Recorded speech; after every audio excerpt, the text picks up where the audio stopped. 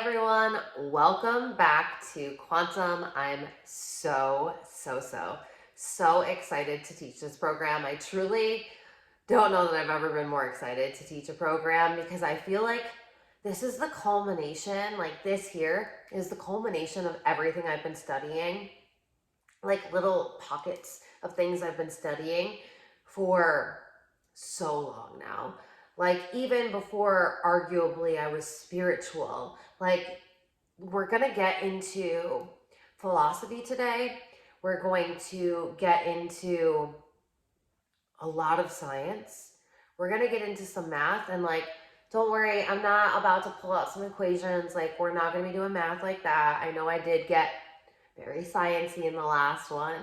So, the last class, we talked about the holographic universe. We talked about the theory of holography. We talked about how the neuroscience of the brain worked, how the brain is a hologram.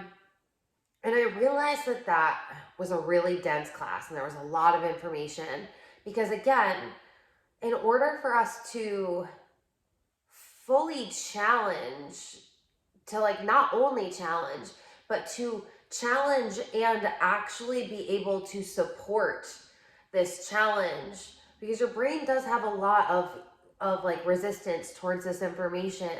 It's truly breaking down every way that you've been told reality works in multiple different layers. And not only that, but there's a lot of textures within all of the layers. So there is a lot here. So instead of going into more of like the holographic nature of reality and all of that, I decided today we are going to go in a completely different route and we're going to talk about time. This is one of my favorite concepts ever. I truly believe that I was meant to, like, this is where I was meant to be in a philosophical sense and in a life sense, because I'm just so into understanding like why we're here, how this all works, what, like, how I can better myself. Like, it's always been this, like, I've always had a very different perspective, and I've always had like such a non-linear way of looking at things, and I've always been so multidimensional and so multi-passionate, and I feel like today is going to be a really beautiful marriage of all of that.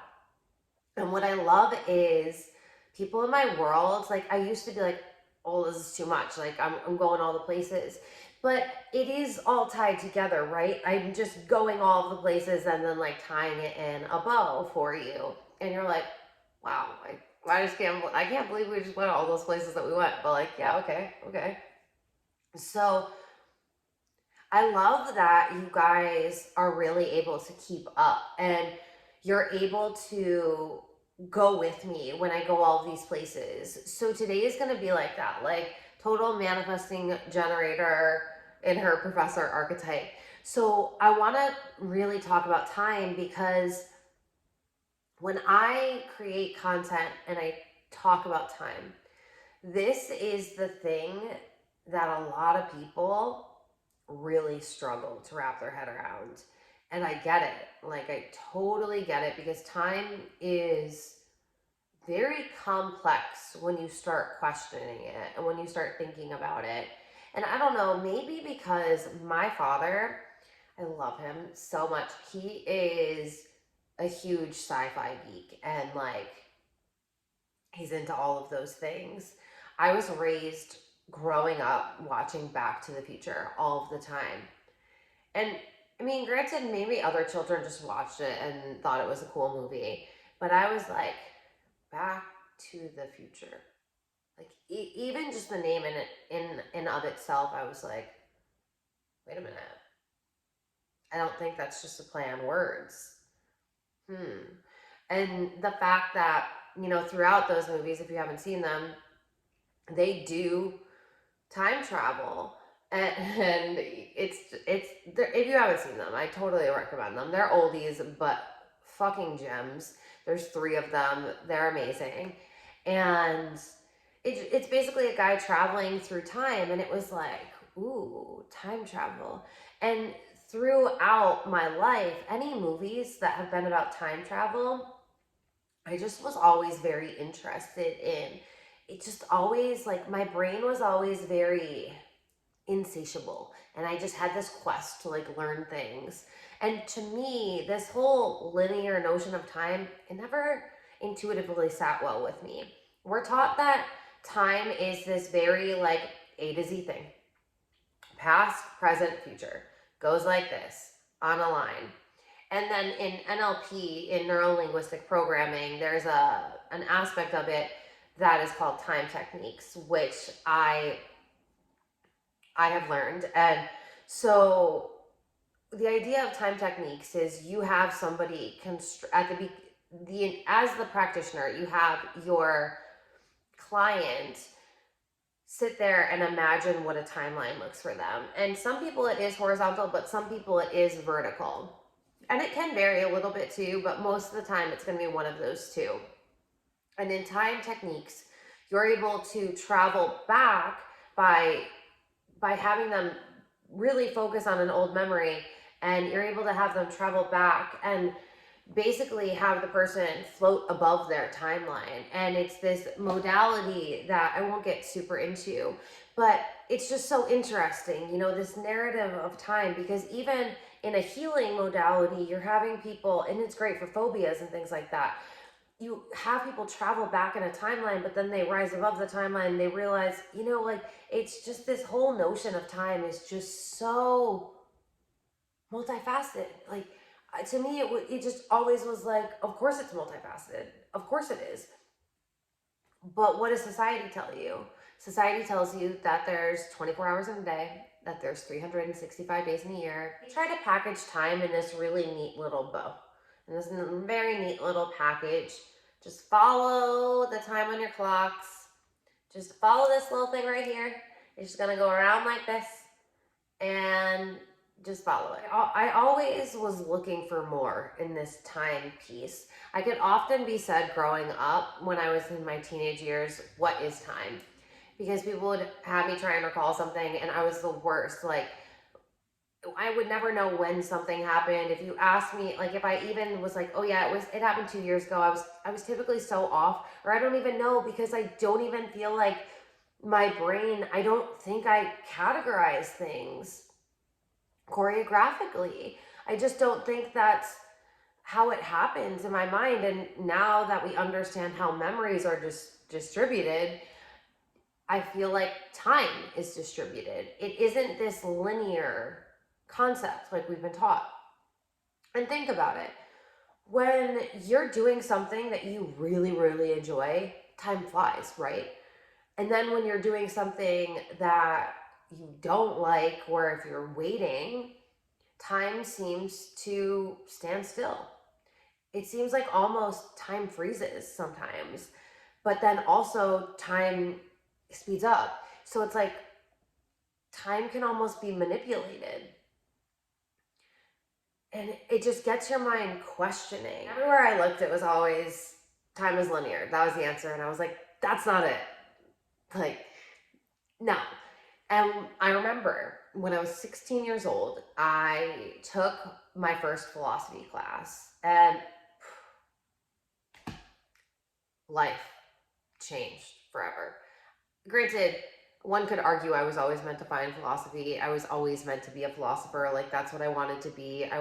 When I graduated early from high school, I wanted to be a philosophy professor. And I wanted to sit and I wanted to philosophize with people, mostly students, because they weren't that jaded by life yet, just philosophize and just talk about the way things could be. I love debating. I love conversations. I love talking. It's just like my total jam. So anyway, I was in philosophy class, and he had us read this book, and it's called Slaughterhouse-Five. It's by Kurt Vonnegut. This is covered in dog hair like everything in my life. This has got 5 books of his together in it. So this is just one, that's just one of his books, but it's called Slaughterhouse-Five. And this book is on the banned list. They've been trying to ban it for so long in so many different places for various things. Ironically, Kurt Vonnegut, the author of it, grew up or was born in a town very close to me, the town that I went to college in. So funny. And this book, when I read it, it's still one of my all-time favorite books. I actually was getting a quote. Well, I did. I got a quote tattooed on me, "So it goes," which is one of my favorite quotes from there. And the girl did not know how to tattoo. My cousin may or may not have not told me the whole story about this girl and her tattooing abilities.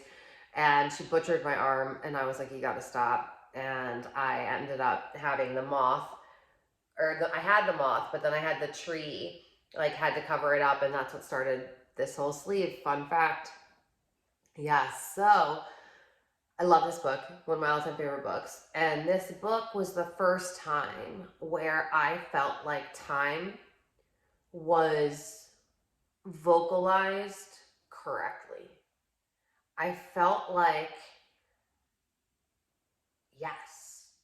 And it's not one of those logical yeses. It's just an intuitive, full-bodied yes. This is it. And this book, if you haven't read it, I highly, highly, highly, highly, highly recommend it. This book is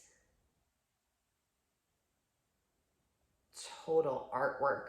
I don't know that there will ever be anything like it, but it basically is like, I almost don't even want to tell you because I just want you to be fully surprised going into it and just read it. So I'm just going to keep this synopsis very quick. Basically, the book follows this man, Billy, and in his life.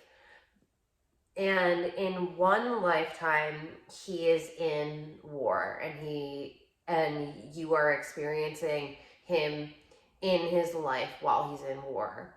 In other instances, you are experiencing moments of his life when he's living different lives. And he's basically traveling in and out of time. And there's also times when he is abducted by aliens. And so you're in that time as well. And he's having a conversation with them as if they are this higher intelligence. And it is the fact that this book was written so long ago is just like, it's so advanced for its time. And that's another thing that I would argue, like quantum, like, I don't know, his mind was so advanced. Anyway,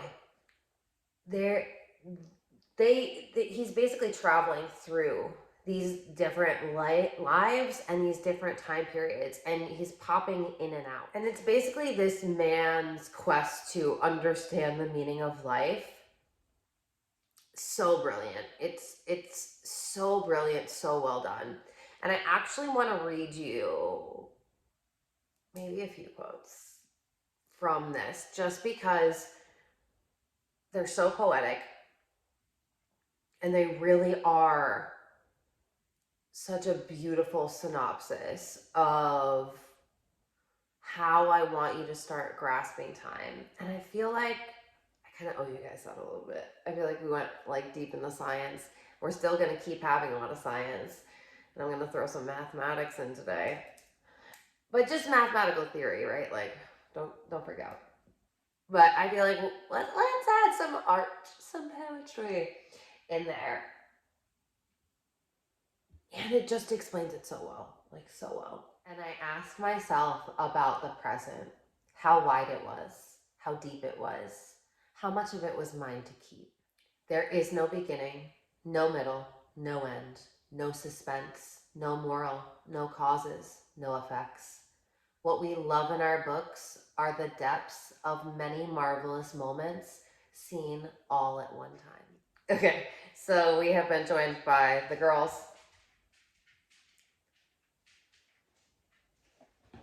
Well,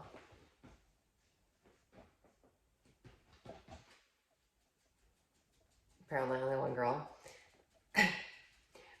So, Gaia's been getting into a lot of trouble today. She is 3 months, so she's like in her terrible threes, you know. So she is probably gonna sit up here for the rest of this because I'm not trying to see this puppy get into any more trouble today, aka me clean up any more messes. So we're just gonna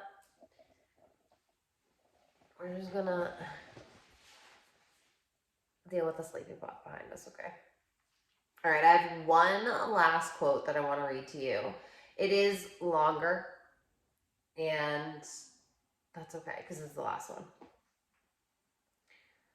And just so you are aware, when I say Tralfamadore or Tralfamadorian, that's the aliens that are that he comes into contact with in the book, and those are the ones that he was talking to and having these like existential conversations with about the meaning of time and life and all of these things. And so this quote is a synopsis of what he gets from them and what he learns. The most important thing that I learned from Tralfamadore was that when a person dies, he only appears to die. He is still very much alive in the past, so it is very silly for people to cry at his funeral. All moments, past, present, and future, always have existed, always will exist.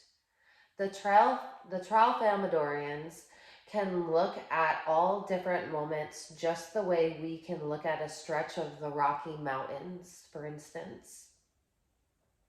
They can see how permanent all of the moments are. They can look at any moment that interests them. It is an illusion we have here on earth that one moment follows another one, like beads on a string. And that once a moment is gone, it is gone forever. When any Tralfamadorian sees a corpse, all he thinks is that the dead person is in a bad condition in that particular moment, but that the same person is just fine in plenty of other moments. It's just so good. So good. And that, like, we could go on a spin on like the existential meaning of life and death and all of those things, and that is a conversation I absolutely love. But we are going to we're just going to stick with time today. The basic idea is that time is always occurring. It's simultaneously occurring. So the past isn't back here, the present isn't over here somewhere. It's all just happening. So the only moment that truly matters is this moment, right? Because the only moment that you have any control over is this moment right now. Every moment is occurring, but you have power and choice in this moment. And a lot of people give their power away to a past moment, to an external moment.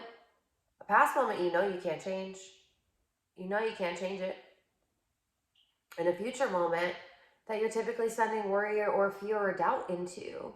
And it's like you've got the power to change right now, and you've got the power to take action right now, and you've got the power to change your vibration right now, and to change your mindset right now, and to change your expectation right now, and your perspective right now, so that your future timeline is altered. But your power is in this moment, right? And if time is not linear like this, and that's also why I would argue that your brain doesn't understand time. Your brain doesn't understand what has happened, what is happening, or what will happen. Your brain understands what you are focusing on, what you are perceiving, and what you are feeling into in this moment. That's where it's building your future moments from. And that's why you have so much power in this moment right now. And so many people are giving their power away to an external moment. And I'm always like, here, now. When people are having panic attacks, why do they tell them to start breathing because it brings you into your body. And where does your body live?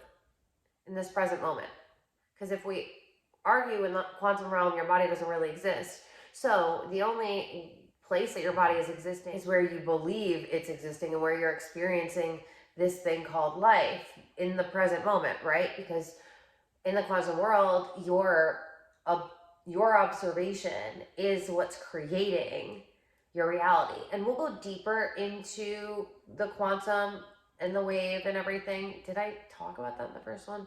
I can't remember how deep we went. Let me re-examine my notes. But if we didn't go into that deeply, we will. We're going to talk about some quantum today, parts of quantum, and then we'll keep building on it, right? Like that's why the whole name of the program's quantum. So we're going to get into some quantum mechanics today, and that'll be a few slides in. We're also going to talk about a few points in.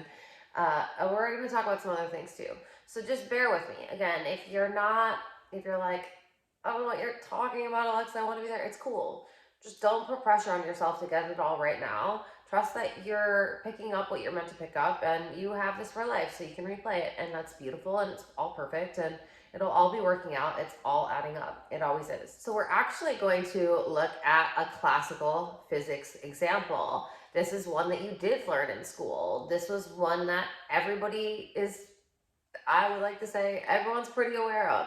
If you've gone to school, you have at least heard of this. The law of relativity.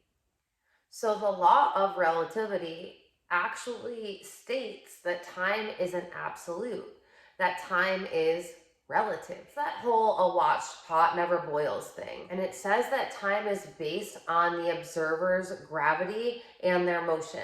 We're not going to get super deep into that because I don't really think that we have to get deep into the gravity and motion. Like you did learn this in science. You did learn this in school. So I'm going to try and only teach you the science that is going to be relevant to this course, or science that I'm breaking down. Because quantum proves a lot of classic physics wrong, or it answers a lot of questions that classical physics can't answer. Since I keep telling you to basically ignore classical physics, I wanted to remind you that it's not all of it, right?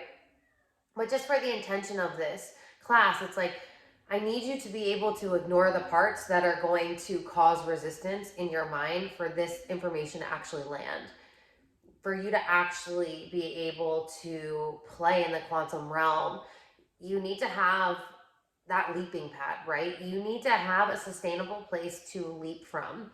And I feel like the first place to do that is in the mind, and by laying a foundation of information so that it can bridge how you used to see the world and how you can now start seeing the world without like completely spinning you out, because this is a lot and these are very intense concepts that I'm so proud of you for learning and wanting to even be in conversation about, because a lot of people aren't there yet. Like you are literally one of the people that are going to be helping the collective wake up. And this is so beautiful because I'm going to bring you some things today that are in newer scientific studies. They haven't studied them a lot. It's still very new, and I guarantee you that in time, right? Who knows? But 5-10 years, who knows? This is going to be more mainstream, because I just don't think that we can keep fighting the quantum model. It's now appearing in so many things. So the law of relativity, what ends up happening is when someone is observing something, there is a process called time dilation that occurs. And it basically seems like time can be slowed down, or sometimes time is going backwards, right? So that goes back to the whole, when you're doing something that you don't enjoy, why does it seem like time is taking so long? Versus when you're doing something that you love and it seems like time flies. It's because of our observation and our perspective as the observer. Oftentimes, if you are watching the clock, then it seems like the clock isn't moving. While it is, it feels like it's moving slower, right? So then it's like that that states that time is manipulated. It isn't absolute, it isn't concise, it isn't as matter of fact as we've been taught to believe. And I mean, I would argue that's probably most things that we've been taught in school, right? It's super easy to put things in all of these nice little boxes and categorize them in all of these ways, but there's nuance in everything. And there's this interconnectedness in all of it, right? And Hermeticism, law of one, everything is interconnected. And we will talk about that a little bit today. So if we are all interconnected and everything is all interconnected, then fundamentally, all of these things that we've been putting in different boxes, I truly believe that where we're headed is we're going to stop separating them and we're going to start putting them together. And I feel as though we're going to start bridging these gaps between philosophy and science and spirituality and philosophy and quantum physics, all of these models. I truly believe that when we come at it from a holistic point of view, which is what I do in everything, right? That's why I'm always teaching all of the things. We have a better understanding. So I'm really trusting that I'm giving you enough examples today to really show you that, time might not be as simple as I have been made to believe. Like, it really isn't. And one thing that always just here's one place to just go to is people that are in different time zones. It's like, what? Technically, if you call them right now, like, my mentor is 14 hours ahead. If I called her right now, I wouldn't do that. But like, if I called her 14 hours ahead, if she answered, it'd be a completely different time, completely different.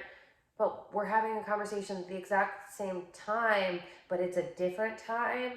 I know that we're on different places of the world, but we're still talking at the same time, even though we're in different time zones in different places in the world. I don't know. I know that isn't as like crazy, but even just, have you ever let your mind play there?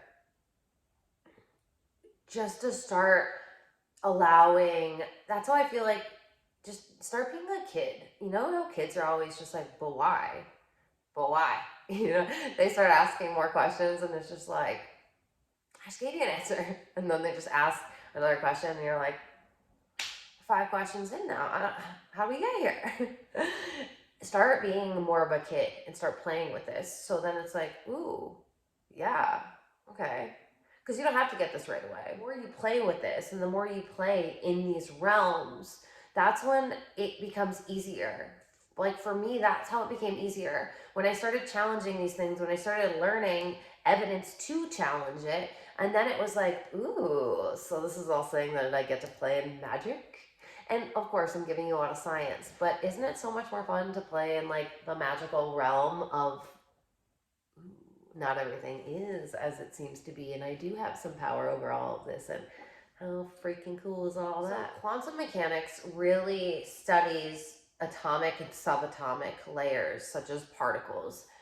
And there's a thing called quantum entanglement. So in quantum mechanics, there are multiple things that will support everything we're talking about. But the way that quantum entanglement works is it says that particles can exist in more than one state at one time, and they can also be entangled across space and time. So with quantum entanglement, if there are 2 particles and they are entangled and they are in 2 different locations in time and space, if something changes in this particle, then it will instantaneously also change in this particle, whether this particle is affected by anything or not in the environment. If this one changes its course that it's spinning, this one will change its course. That's so crazy because that defies our conventional notion of how time travels, right? Because we believe that time travels at the speed of light. Well, if two particles are in two different locations in two different space and time, but are instantaneously affected by something that's only happening in one's time space reality, wait, what? What? That isn't supported in classical physics. Now I'm going to take it to an even deeper level right now that you might have thought we were going here, because I did tell you about the senses. But there's also a thing called quantum teleportation, and that's when quantum information is sent from a sender and receiver instantaneously. So the idea is there's a sender particle, there's a receiver particle, and then there's the entangled particles. For that information to be sent instantaneously, that means that we need to look at time differently than we ever have. And I would take it an even step further. While we're not gonna get deep into teleportation in this. I just wanted to mention that because I think it's really cool. I believe from a hermetic point of view, and from the law of one, with us all being essentially one, we are just different consciousness level. We are just different consciousness projected into different human bodies with different human experiences, living out different lives. But ultimately, we are all the same and we are all one. And then I would argue that we are the sender, the receiver, and the entangled. That's why that process can occur, because of the interconnectedness of all of us. And I don't know, I just think that is so freaking cool. And to follow up with the senses, the sense of smell, we don't really understand our olfactory senses. That's what your sense of smell is. And this is basically when a molecule is stuck in a superposition of states rather than collapsing into one state. And this is one of those scientific studies that are in their infancy stages. So there's not a lot of research here yet, but how interesting is it that we are understanding our senses in terms of vibration, and now we're understanding our senses in terms of quantum molecules. I honestly think that if we put less focus and less emphasis on classical physics and classical science as we've known it, and we were more open to the idea of quantum theory and quantum mechanics, then we might have a better understanding.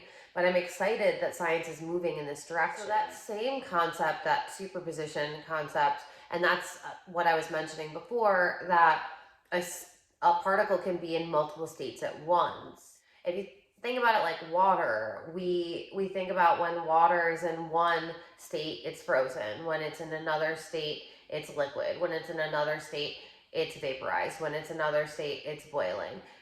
So there's various states that we go through, but we are so taught that it's just one state. But what if a molecule can be in multiple states at once? That's what different quantum processes are stating. So now modern biology, molecular biology, is actually learning how to understand photosynthesis differently.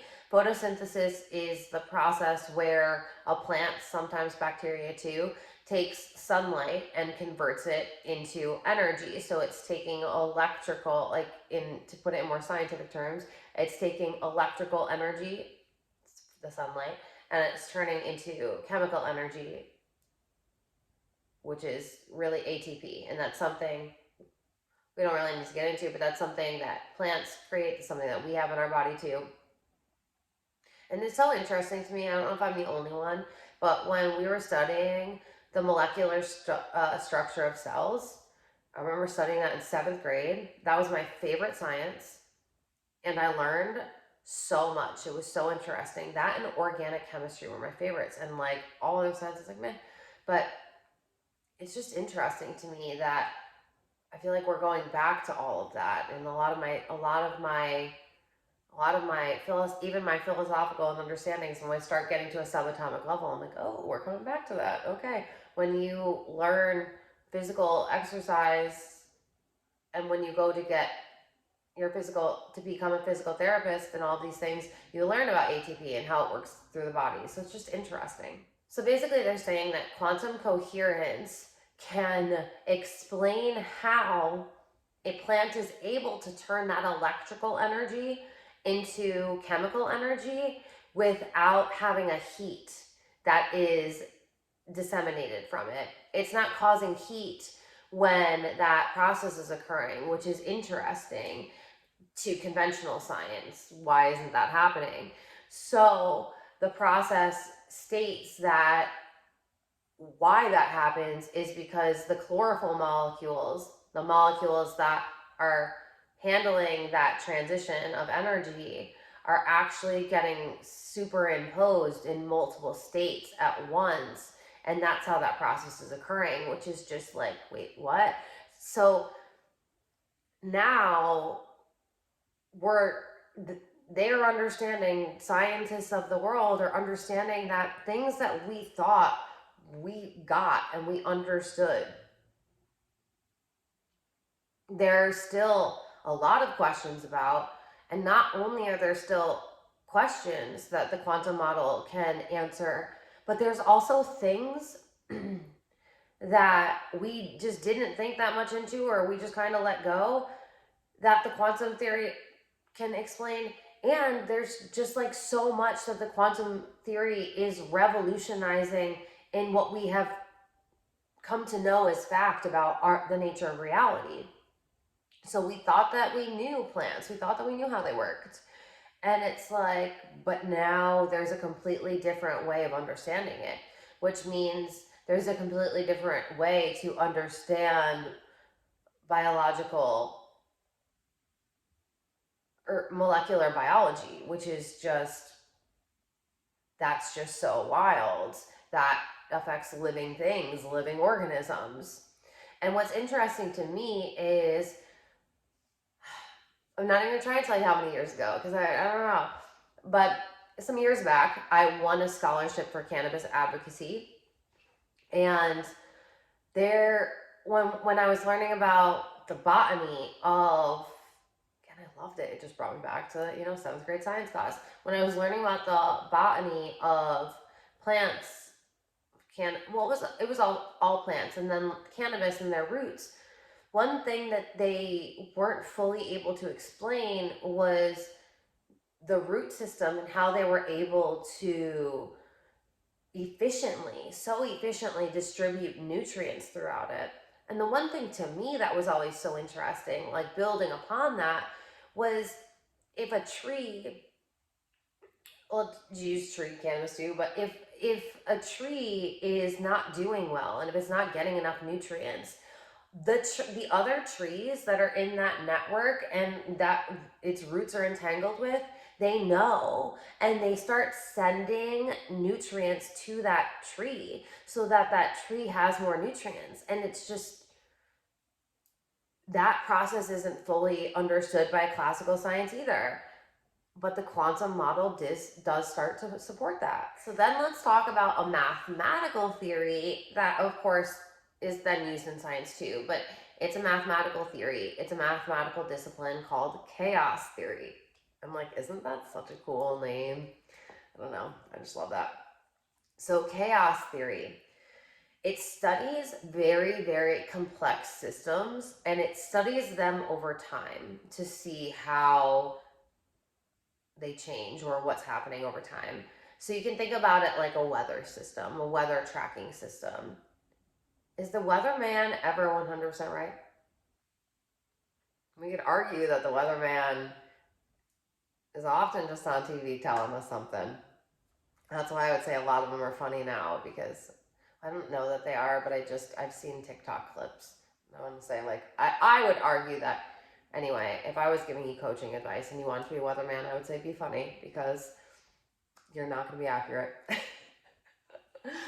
So anyway, the reason why weather cannot be fully tracked is it's because small changes in the initial condition can lead to wildly varying results down the line. Basically saying, from a mathematical point of view, that the future is unpredictable and it is very dependent on initial conditions. Now, what I love about chaos theory is I truly believe that chaos theory can support how we have free will. And this is why I always tell you that who you are in this moment is what matters the most. It doesn't matter who you are. It doesn't matter who you're going to be, because you're never going to get there unless you change who you are right now, right?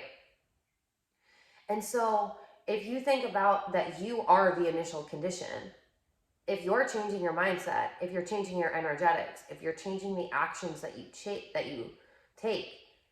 then think about it like the butterfly effect. There's going to be a ripple wave. I just got chills down my body when I said that.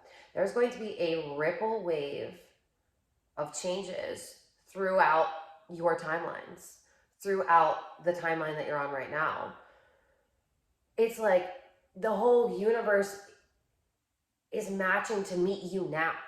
Instead of this whole predestined thing, it's where you're powerless. It's more of take your power back and realize that even if your past actions, your past beliefs, and your past energetics were keeping you on a trajectory for this, whatever this is in your life, if you decide right here and now that you're no longer going to vibrate, entertain, and hang around with those actions, those beliefs, and those energetics, and you're deciding from here on out that you're going to entertain a higher frequency, that you're going to entertain better narratives, that you're going to take actions aligned with these new thoughts, this new frequency, then you are always changing course in your life. I truly believe that every moment is a moment to hop into a new parallel universe. Because of that, I believe that chaos theory supports my theory of how parallel universes actually work. We are all expecting for us to just teleport into some new reality. And first of all, there's actually no science right now that can support teleportation on a macro level. On a microscopic level, yes. On a particle level, yes. Because one particle can be influenced, and it can jump or teleport. But when we talk about a human body, a living being would be a macro. Micro is a cell, particle, atom, something subatomic.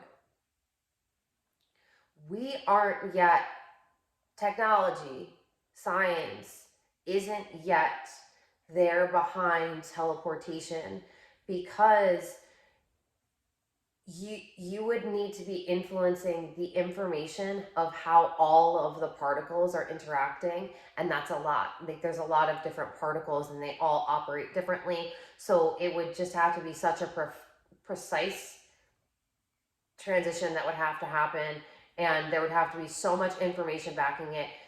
I'm not saying that we're not there, like we'll never get there, but we're not there yet. And I think that the reason we're also not there yet is because I don't think that it's necessarily this Star Trek view of like beam me up, Scotty, and then, or like a Stargate, and you go into this portal, like this clear portal into another dimension, or like a wormhole or a black hole or something, something that we have seen in sci-fi movies where it's just like you're in this one reality and now you're in a completely another reality. Or even like Back to the Future, right? When they get into the Mandalorian, or Mandalorian is Star Wars.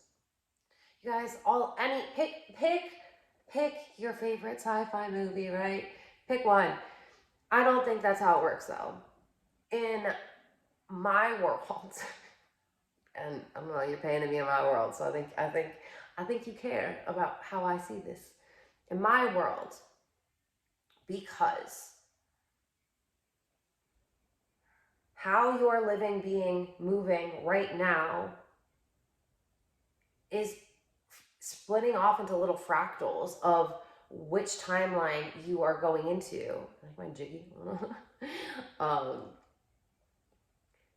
I believe that you are constantly quantum leaping. You are constantly going through parallel universes in the sense that you are shifting timelines because there is a version of you, right, who didn't move differently.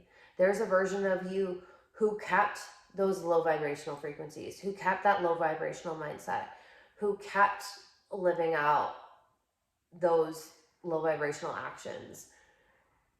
And that version of you is living out some timeline. But when you consciously choose to start living differently, then you start bridging a new pathway where you start living out a new experience. And I don't think that that's ever limited. I think that it is fractal. It can break off, and it does. And I truly believe that every conscious moment, every conscious choice, you are bridging a new pathway to a new paradigm, to a new reality, to get to your desired reality. And that's why I'm always telling you that the potency is in this moment, because you're not only changing your paradigm and your timeline for you, but you're also changing the collective consciousness. Because what if we all, right now, like all of us that are experiencing this human experience of separation and an us, what if we all start choosing to take the fractal timelines that are high vibrational?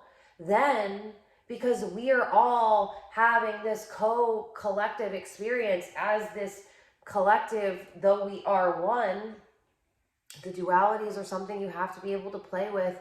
The contradictions are something you have to be able to handle. That's what happens when you go deep. That's what happens when you get depth and width. You have to realize that things are not as linear as you've been taught. Can you hold the duality? Can you hold both of these conversations at one time? Because I find that the people that really struggle with this are the people that are still trying to look at everything so black and white. It's not. It's all multifaceted. It's all multidimensional. But it's like, so if we are all paving a new paradigm forward for the consciousness of humanity, for all of us, for the earthlings, then if we're all choosing higher vibrational timelines, we're going to create a higher vibrational collective timeline. Ooh, that was like, it wasn't even goosebumps. That was just like an energetic like sizzle. This is why I love teaching like this, because yes, I have notes on what I'm going to talk about, but I also start channeling, and I don't know, I just feel like my logical mind would get in the way sometimes of these things. Like it wouldn't come out in this ethereal way. I think like that's really beautiful. Sit with that. By you changing your individual timeline and shifting it to a higher vibration, you are changing the collective timeline so that we are all shifting on a higher vibration. If that isn't what our souls asked to come here to do during this lifetime, then I truly, I mean, besides like healing all of our generational wounds and all of that, but I feel like healing is a part of this ascension process, right? I just feel like that's it. Like that right there, that's it. People are trying to manifest to get these material things. And I get it. Money's cool, cars are cool, love is cool, you know, like sexy men are cool. I get it. And don't forget what you're here for. Don't let the 3D matrix distract you even while you're going through your spiritual awakening. Keep your eyes on the prize. And the eyes on the prize are you are growing, evolving, shifting, going into higher vibrational timelines so that you can have a better experience, so that you can have a better quality of life, but also so that the collective consciousness is getting there too. Because I truly believe when I learn this, when I start doing this work, then it helps you, it supports you, it supports all of us. And the more of us that start doing this work, butterfly effect, you know what I mean? Again, we're all going to be going up higher. And I truly believe this is the paradigm that we're now creating on earth. But it's like, are you willing to go here? Are you willing to play here? Are you willing to do the heavy lifting and all the healing work so that way you can handle manifesting your best reality? And that's why I love this program, because this program is really the depth, right? How many people are teaching manifestation and it's all just from this spiritual notion? While, yes, we are spiritual beings, we live in this material world, and that material world is understood by science, by math. So I feel like this is just such a beautiful way to tie together all of the different disciplines to really teach you the fabric of reality, how you work, how it all works, how we're all connected. And yeah, there's science, but there's also some magic, there's also some theorizing, there's also some philosophizing, there's also some, we don't really know, but this is what I think. And I feel like I've got some foundations to base this on. So there's one more example that I want to give to you, and if you're like me and you love crystals, then you'll probably love this. And I did mention this already, fractals. So if you're like, what is a fractal? I'm going to tell you. So fractals are complicated, intricate patterns. And it's a pattern that seems to go on indefinitely. So when you study one of these, and basically, like, you can, if you looked at the structure of a crystal, if you studied it, you would see that at one layer, it is this small, intricate pattern. And if you looked at it at another layer, it would still be that same pattern. It doesn't matter how many layers you're looking at it from, there's still this intricate pattern that seems like it's going on indefinitely. They're in nature, they're in science, they're in math, they're in technology. They can literally be found everywhere. Yes, I would argue that a lot of sacred geometry, we're not going to really get into that, but I would argue that a lot of sacred geometry comes from fractals and these patterns and these repeating patterns. The reason why these fractals have anything to do with time is it states these patterns can be repeated in different levels of time. So that indefinite nature of it, it's again, wait a minute, what? I thought time was meant to be linear.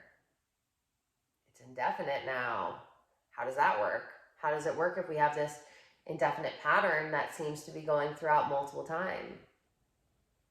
dimensions of time? What's really interesting is fractals actually support another mathematic equation. It's called the Mandelbrot set. It has something called self-similarity, which means that the smaller patterns resemble the larger patterns. Now, what's so wild is this Mandelbrot set actually laid the groundwork for chaos theory to be formed. So we just went through molecular biology, we went through quantum mechanics, we went through classical physics with the law of relativity, we went through math with chaos theory and the Mandelbrot set, we went through earth science with fractals, and earth science can be displayed in a bunch of things. But it's like we traveled through many different areas today, and all of them are supporting that time is not linear. It is interconnected. It is multidimensional. And that's what I mean when I tell you that time isn't linear, as you've been programmed to believe. And I say programmed to believe because we believe that time is this linear thing. But when we start realizing that if time isn't as we've been told that it is, if the world isn't as we've been told that it is, then our understanding of our power and our co-creative ability in this world can arguably be questioned and said that it's not how we've been taught it to be. And this is why I love it, because this is like, tell me if there isn't a better spirituality meets practicality. You know, like science and spirituality are really bridging here. And this is the work that we're doing. We're no longer trying to put things in these little places. Like we're adding on, and we're becoming more whole humans that have a broader understanding of how things actually work. We have a higher consciousness level where instead of trying to look at things from just this small point of view, we're taking that hindsight is 2020 and but how can we apply the hindsight is 2020 to right now? How can you start examining right now? How are you feeling? How are you moving? How are you acting? How are you being in this moment? Yes, we are manifesting for something, you know, and for a feeling, for a thing, whatever it is. But it's like, how can we start tapping into this feeling in this moment now? How can we start bringing our power back and our attention back to this present moment? Because our perspective and our observation is creating the timeline that we're on. It's creating the life that we experience. It's creating the reality that we experience. And we have so much more power over it than we've ever been told. So it's not time to question your power any longer. It's time to start questioning what you've been told. So that way you can play in your power. That way you can stay there. Because this is when life gets to be so fucking good and so magical. And that's why I'm laying this scientific foundation for you. I truly believe that having this understanding allows me to really let my mind play in the quantum realm and not be so logical and try and, you know, like shoot my balloon down. It's like, no, I get to really go off in outer space and think about these things and play in them, because I'm like, no, I've found so much evidence to prove that this can also be true. And if two things can be true at the same time, and it's just up to me as the observer to pick what truth I want to play into, I want to play into the magical realm. I want to play into the one that tells me that I get to live whatever life that I want to have. I want to play into the one that says, oh, I get to work on me, but if I work on me and I continue to dedicate my work on me, I'm also helping everyone in the collective. And because of that, I get to drive the cool car. I get to have all the money. I get to go on the awesome trips. I get to be fully supported in whoever I want. All of that is a material manifestation. And we need to start focusing on the actual depth that's there. It's about our consciousness shifts. It's about our frequency shift. It's about the fact that we came here to bridge this new world. And how do we do that? By creating new science, or, you know, learning science that was always there, but it was denied, or applying scientific principles to spiritual principles that have never technically been correlated and are maybe only for the first time being theorized. But who knows, guys? Like, again, what is time? But in a few years, this could be modern science, and we might be looking at classical physics like we look at how history's been whitewashed. And I'm not saying science has been whitewashed. I mean, maybe that could, we're not getting into that conversation, is what I'm saying. But what I'm saying is, with our perspective changes, when we change our perspective, everything else can start to change, because we aren't having such a fixed mindset that says this is the way it has to be. It's like, oh, but there could be another way. And that's what I think is the best way to start playing into the quantum world and the quantum realm. It's like, oh, but there could be another way. Well, what if I go there? Like, what do I have to lose? Nothing. And when you start playing around with it, that's when it gets to be really fun, and that's when it gets to be really exciting. So yeah, that's it for today. I'm gonna leave you with that. And I woke up to Gaia stepping on my lip today and cutting my lip, and it's now starting to hurt a little bit. So it's also a sign to go. But so I just want to say that I don't think, again, that there's going to be any homework. I am going to work on what are they called in school? Maybe a glossary. I'm gonna start putting together some little PDFs for you to have so you can break down these things that I'm talking about. But I don't really think that I want to give you any homework. I just want you to allow yourself to start playing in the quantum realm, to start challenging things that you see that your mind tries to say are fixed. I want you to start being like, but what if it wasn't? What if it wasn't? And I want you to start playing in that realm and really allowing yourself to go there, because I'm telling you, that's the first step to magic. That's the first step to getting into your desired reality. Let me know how this is landing for you. Let me know. Just let me know. Like, fill me in. I love hearing from you guys. I love having conversations about these things. I love to know how you're doing, and if there's any topics that I can talk about further that would support you in learning this and really embodying it and fully playing here. So that is it for day 2, module 2 of quantum, and I cannot wait to drop module 3, and we will see each other in the next one. Okay, bye.